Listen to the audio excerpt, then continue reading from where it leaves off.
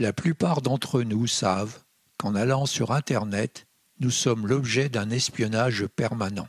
Mais combien d'entre nous ont conscience que non seulement nous sommes espionnés, mais aussi manipulés, tout cela en toute légalité? Je vais vous l'expliquer sur un exemple concret. Tout d'abord, j'utilise le navigateur Firefox, réputé pour être le plus respectueux de notre vie privée. Avant son utilisation, je l'ai soigneusement nettoyé. Il ne contient plus aucune trace des anciens accès à Internet. Je vais aussi utiliser le module complémentaire Ghostery, annoncé comme un bloqueur de publicité. Mais en fait, il en fait beaucoup plus, comme nous pouvons le constater. Ghostery existe pour la plupart des navigateurs les plus utilisés. Sur la page Wikipédia de Ghostery, nous apprenons que ce produit est la propriété de Burda Media. Depuis le 8 mars 2018, son code source est open source. C'est donc un produit à qui on peut accorder une bonne confiance. Avant le prochain accès, on remarque que Ghostery affiche 0. Nous allons maintenant nous connecter sur un site marchand bien connu, Fnac.com. Ghostery affiche maintenant 17. Nous cliquons sur son icône. Ghostery a bloqué des publicités, mais aussi quelques mouchards. L'analyse de l'activité web nous montre qu'effectivement, il y a eu des tentatives de connexion vers Chameleon, Hotjar et eAdvise. Intéressons-nous à Chameleon, qui a l'avantage d'être français. C'est en français, mais l'utilisation de produits anglais a pour but de montrer que c'est un produit sérieux et efficace. Qu'est-ce qu'on apprend sur la page de garde? On y trouve des mots abscons, tels que AB, segmentation, personnalisation, IA. Nous laissons le directeur général de Chameleon nous expliquer en quoi consiste son produit.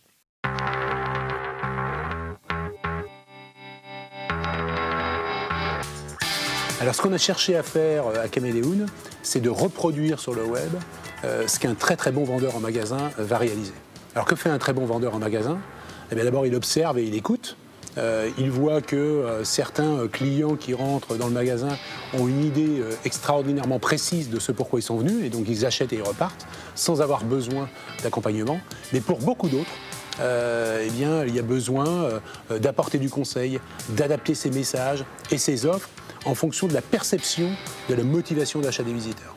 Donc pour l'un, ça va être de proposer un produit complémentaire à celui qu'il regarde. Pour un autre, c'est de trouver la corde sensible qui va le pousser vers l'achat, qui peut être un message d'urgentisation. Il ne reste plus que quelques items en stock, ou ce produit il est extrêmement populaire. Pour d'autres, c'est peut-être l'incitation monétaire avec une petite promotion qui va le faire passer à l'achat. Et c'est l'ensemble de la diversité de ces actions que peut réaliser un vendeur en magasin qu'on souhaite reproduire sur le web et qui permet à nos clients de maximiser leur chiffre d'affaires et leur marge. C'est simple, non? Mais comment procède-t-il? Tout d'abord, qu'est-ce que l'A/B testing? Monsieur Rivasso, fondateur de Chameleon, qui vit aujourd'hui à Moscou, où il dirige la recherche et le développement, nous l'explique. Parlez-nous de l'A/B testing, qu'est-ce que c'est exactement? Alors effectivement, c'est une pratique qui est déjà très répandue en Amérique du Nord et qui commence à arriver en Europe. De manière très simple, en fait, ça permet d'améliorer les résultats de vos sites web. C'est-à-dire que principalement, si vous avez 1000 visiteurs qui viennent par jour sur votre site web, vous aurez peut-être 100 conversions, c'est-à-dire 100 personnes qui achètent quelque chose dans le cas d'un site e-commerce. Et l'A/B testing vous permet d'augmenter ce taux de manière très simple en présentant plusieurs variations de votre site, en fait, on appelle ça des variantes, de manière aléatoire réparties dans votre trafic et en traquant et en analysant le comportement des utilisateurs vis-à-vis de ces différentes variantes. Donc finalement, on crée deux versions de sites et puis on ne garde que le meilleur avec les... Exactement, sachant que c'est transparent du point de vue des utilisateurs qui ne savent pas en fait qu'ils sont dans un test. Vous avez bien entendu, vous êtes traqué, autrement dit espionné. Vous êtes analysé et classé. Tout cela sans que vous vous en doutiez. C'est ce que résume cette page du site de Chameleon. Mais quels sont leurs clients? On y trouve des sites de vente par Internet, mais aussi des banques, des compagnies d'assurance, des voyagistes et même l'armée de terre. Êtes-vous bien sûr que vous n'avez jamais fréquenté un de ces sites? Caméléon n'est pas la seule société de ce type. Je répète, je ne l'ai choisi que parce que son site était en français. Mais il y en a d'autres, comme eAdvice, Soster ou Hotjar. A priori, eAdvice semble inoffensive, ce qui n'est pas le cas de Zoastra, devenu aujourd'hui Akamai. Comme ils nous le suggèrent, regardons un extrait de leur vidéo de présentation. Afin d'améliorer votre compétitivité, avec des informations sur les utilisateurs, des performances tirées des données et un développement plus agile. L'Intelligent Edge Platform vous aide à accélérer vos performances. Hotjar est un autre produit de ce type. Il vous permet, dit-il, de mieux comprendre vos clients. Je n'utiliserai pas leur vidéo de présentation, mais je préfère vous donner un extrait de la vidéo d'un de leurs utilisateurs. Au moins, celui-ci ne prend pas de gants. Tout est dans le titre. Aujourd'hui, je vais vous parler en fait du marketing UX. Donc, pour ceux qui ne connaissent pas, le marketing UX, c'est quoi? C'est l'analyse du comportement de vos clients. Vous allez pouvoir prendre des décisions par rapport à l'analyse que vous allez faire. Donc, ceux qui viennent, les clients qui viennent sur votre site internet, que ça soit e-commerce, que ça soit un blog, vous allez pouvoir traquer et voir exactement où ils vont, qu'est-ce qu'ils font, et de pouvoir analyser. Hotjar est gratuit. Et dans ce cas-là, c'est vous qui êtes le produit. Mais au fait, que font-ils des données qu'ils récoltent? Commander Act fait aussi partie de ces produits. Je préfère laisser une Française vous expliquer ce que le produit apporte à ses utilisateurs.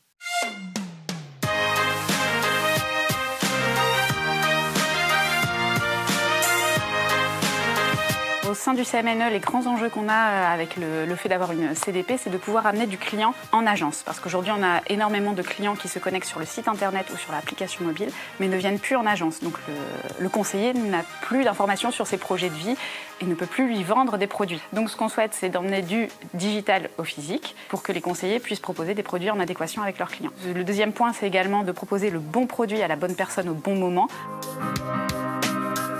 Les gros plus d'avoir une CDP, c'est de pouvoir collecter cette donnée, justement de toute la navigation qui se fait sur le site internet ou l'application mobile, de le rassembler à un endroit précis.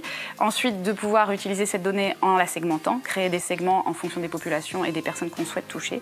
Et après, d'activer derrière différents leviers comme de la publicité en ligne, des emails personnalisés, de la personnalisation on-site directement, du télémarketing, du multicanal en général. Tout l'avantage d'avoir une CDP, c'est de pouvoir tester. Et dans de cas d'usage, c'est de traquer la navigation d'un internaute et de s'apercevoir que ça fait 3 fois qu'il vient sur un simulateur de crédit auto et de se dire, il ne va pas jusqu'au bout. Tiens, c'est parce que s'il allait jusqu'au bout, on le traiterait forcément. S'il ne va pas jusqu'au bout, la CDP nous permet de donner l'information et nous de l'appeler derrière pour lui proposer un rendez-vous directement avec le conseiller qui va lui proposer les dernières offres en adéquation avec ses attentes.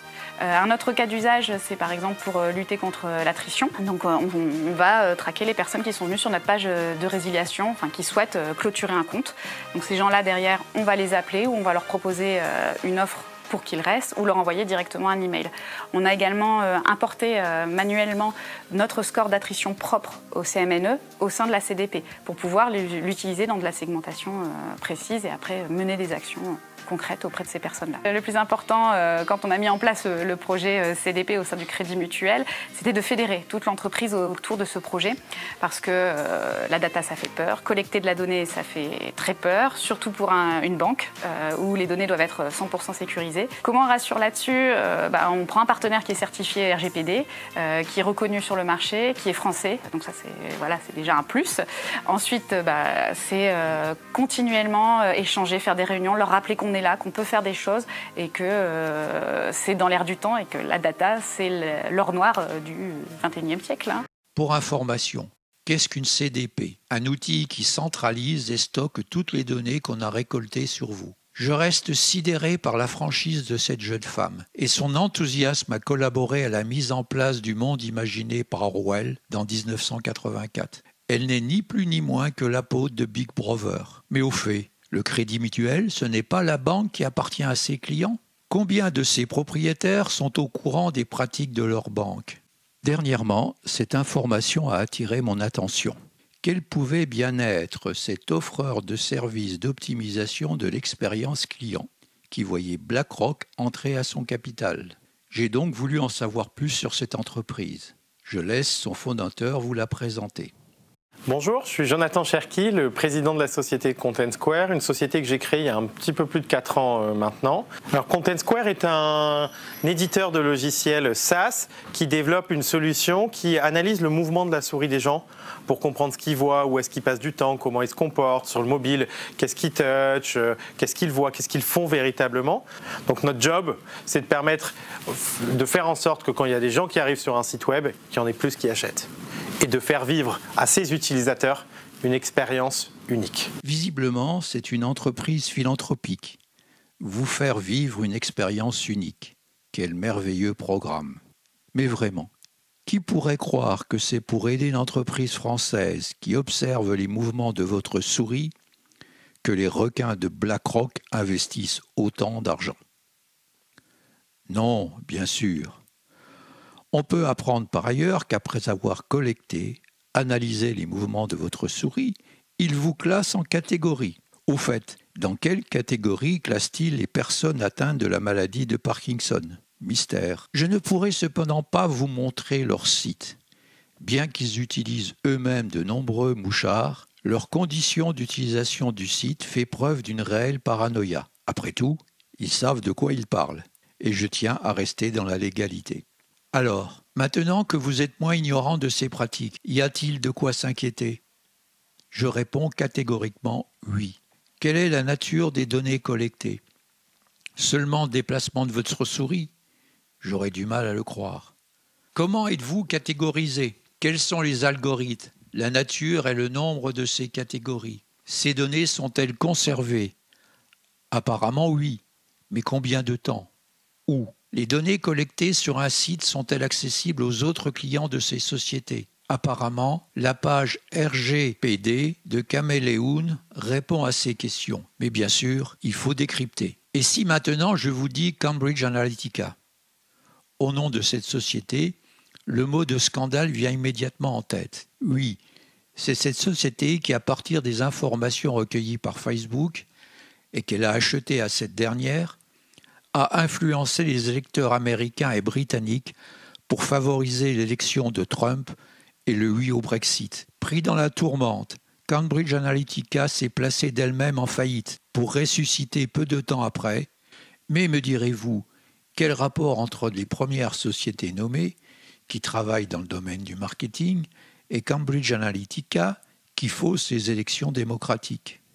Après tout, qu'est-ce que cela peut me faire qu'ils sachent combien de temps j'ai hésité avant de choisir mon prochain voyage? Eh bien, elles utilisent toutes les mêmes outils, dits d'intelligence artificielle, et en particulier le deep learning. Tout ce qu'ils apprennent aujourd'hui en traitant un nombre considérable de données marketing rend leurs outils bien plus performants. Ces outils peuvent ensuite s'appliquer à bien d'autres domaines. Le politique aujourd'hui, le religieux demain, et ensuite, lors des prochaines élections, pouvez-vous jurer que le résultat est le fruit d'une concurrence libre et non faussée? Devise si chère aux technocrates de Bruxelles. Pour conclure, je voudrais certifier que je n'ai recueilli toutes ces informations présentées ici qu'en toute légalité. Je ne suis pas un hacker et je n'en ai d'ailleurs pas les compétences. Mais surtout, toutes ces sociétés agissent elles aussi en toute légalité. Le règlement général sur la protection des données n'interdit pas ces pratiques. De plus, les nouvelles lois votées en France protégeant le savoir-faire des entreprises rendent leurs pratiques encore plus opaques. Alors que faire? Je vous suggère d'alerter vos élus, députés, sénateurs, élus européens. Demandez-leur la modification de la RGPD. Mais aussi, faites connaître ces pratiques qui violent votre vie privée et votre cerveau. Diffusez largement cette vidéo. Je vous remercie d'avoir regardé cette vidéo.